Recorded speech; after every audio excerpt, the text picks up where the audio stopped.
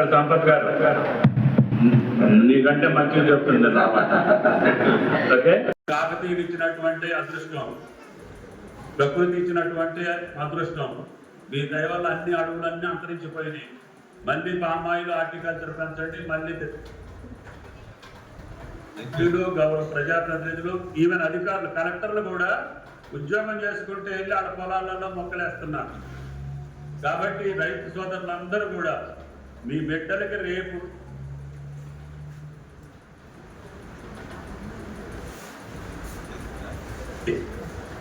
ప్రపంచంలో భారతదేశానికి ఆ కీర్తి ఉంది, ఆ ప్రతిష్ఠ ఉంది.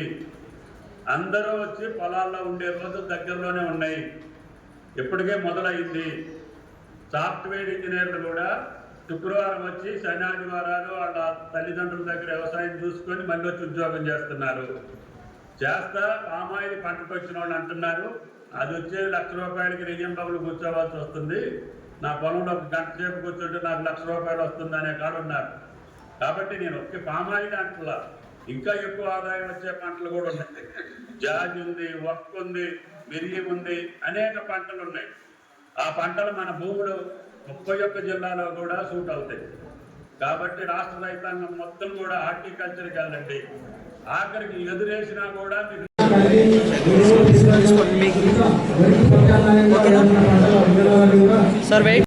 కరెక్ట్ చేసి ఒకసారి నాటు పెట్టామంటే మళ్ళీ కోతలపై మనం పోతామని చెప్పి ఇప్పుడు పరిస్థితులు బాగాలేవు.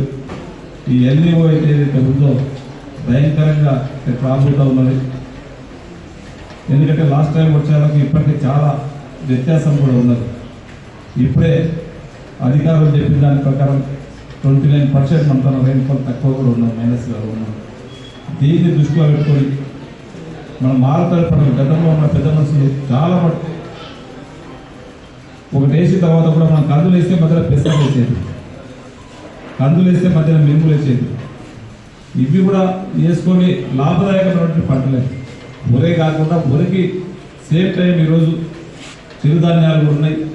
ఇప్పుడే మంత్రి గారు చెప్పినట్టు గతంలో సజ్జలు వేసేది, పొర్రలు వేసేది, ఇవన్నీ కూడా మర్చిపోతూ ఉన్నాం. తప్పకుండా మన పూర్వీకులు ఏదైతే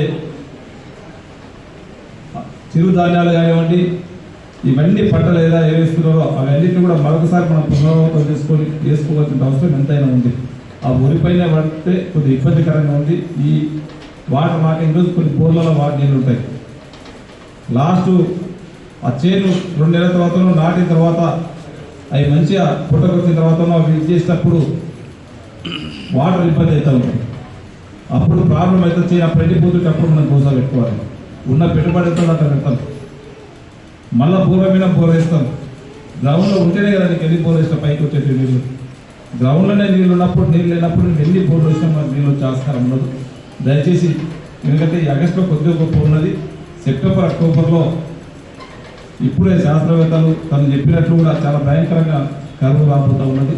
దాన్ని అంతా కూడా దృష్టిలో పెట్టుకొని, ఎందుకంటే ఇప్పుడు టెక్నాలజీ పెరిగింది. ఎట్లయితే ఇప్పుడు ఉన్నటువంటి టెక్నాలజీ ద్వారా ఏ రోజు వర్షం పడుతుందో ఏ రోజు పడిపోతుందో దాన్ని మనం చెప్పగలుగుతున్నాం. దాంతోనే దీన్ని అందరూ కూడా ఏ రైతు కూడా ఆశమాసిగా తీసుకోకుండా ఇప్పుడు ఏదైతే అధికారులు చెప్పి ఉన్నారో ఎప్పటికప్పుడు మన క్లస్టర్ ఇన్ఛార్జీలు ఉన్నారు, ఏఓస్ ఉన్నారు, వారి సూచనలు తీసుకొని ఖచ్చితంగా మీరు 6 తారీఖు పంటలకు కదా ఎక్కువ కూడా మీరు చేయాలని చెప్పి తెలియజేసుకుంటూ సేమ్ టైం ఈ ఫామ్ ఆయిల్ కూడా ఇప్పటికే మన దగ్గర 2500 మంది రైతులు పెట్టున్నారు. ఇంకా కూడా పెట్టినట్లయితే ఖచ్చితంగా అన్ని విధాల దాదాపు స్ప్రింక్లర్ సబ్సిడీ కానివ్వండి, చెట్లు కానివ్వండి, అన్నీ కూడా సబ్సిడీలు ఇవ్వడానికి గవర్నమెంట్ సిద్ధంగా ఉన్నది. తప్పకుండా పామ్ ఆయిల్ పైన కూడా నీళ్లున్న వాళ్ళు దీన్ని ప్రోత్సహించాలని చెప్పి కూడా మీకు అందరికీ తెలియజేసుకుంటూ ఒక మంచి కార్యక్రమం గతంలో మనం చూసినాం. రైతు వేదికలు అనేది ఊరికే పెట్టుకొని ఉంటే సమావేశాలు ఏదైనా సమావేశాలు జరుపుకుంటూ ఉంటుంది. ఎప్పుడు గౌరవ తుమ్మల నాగేశ్వరరావు వచ్చిన తర్వాత ప్రతి మంగళవారం రైతు నేస్తామని పెట్టి గతంలో అధికారులు చెప్పింది, మంత్రులు చెప్పింది ఇది మనం పోయేది ఏదో క్యాష్ చేస్తే దాంట్లో పెట్టుకుంటూ టీవీలో చూసి పెట్టుకుంటా ఉంటుంది. ఆ విధంగా కాకుండా మనతో కూడా సూచనలు తీసుకొని ఇక్కడ మన గ్రామంలో మనకి ఏదైతే అవసరం ఉంటుందో మనకు ఉన్నటువంటి ఇబ్బందులను కూడా ఈరోజు ఒక రైతు చెప్పిండు. మా పామ్ ఆయిల్ తోటలో బాగున్నది, కానీ అక్కడ ఎలక్ట్రికల్ వైర్ ఇబ్బంది వస్తూ ఉన్నాయి. మేము ఎలక్ట్రికల్ వైర్ సిట్ చేయాలంటే రైతులకు చాలా కష్టమవుతా ఉన్నది. దీన్ని గవర్నమెంటే ముందుకు వచ్చి అవి షిఫ్టింగ్ చేసే విధంగా ఆలోచన చేయాలని చెప్పి ఆ రైతులు చెప్తా ఉన్నారు. ఇలాంటిది మనకున్నటువంటి సమస్యలను చెప్పుకోవడానికి కూడా ఈ రైతు నేస్తం ఒక మంచి వేదిక. దీన్ని ప్రతి రైతు కూడా ఉపయోగించుకొని మీ సమస్యలను కూడా అధికారుల దృష్టి కానీ గౌరవ మంత్రుల దృష్టి ఖచ్చితంగా మీరు తీసుకొచ్చినట్లయితే, గౌరవ మా దృష్టికి తీసుకొచ్చినట్లయితే ఖచ్చితంగా మీ అన్నింటి సమస్యలు పరిష్కరించుకుంటూ రైతులకు ఎల్లప్పుడూ అందుబాటులో ఉండి వాళ్ళకి కావాల్సినటువంటి మంచి సూచనలు మీరు కూడా ఖచ్చితంగా ఇంప్లిమెంట్ చేయాలని చెప్పి కూడా రైతు సోదరులకు మనవి చేసుకుంటూ, ఇప్పుడే ఈరోజు మంచి ఆదర్శ రైతులుగా ఒక 3 సెలక్షన్ అయ్యారు. వారికి శుభాకాంక్షలు తెలుపుకుంటూ ప్రతి రైతు కూడా వారు ఏ విధంగా అయితే చేస్తుంటారో వారిని ఆదర్శంగా తీసుకొని ఇంకా నెక్స్ట్ దాంట్లో ఎపిసోడ్లో ఎక్కువ మంది రైతులు ఆదర్శంగా ఉండేటట్లు మీరందరూ కూడా పనిచేయాలని చెప్పి కూడా కోరుకుంటూ నాకు అవకాశం ఇచ్చిన వారందరూ కూడా మనస్ఫూర్తిగా ధన్యవాదాలు చెప్తాను.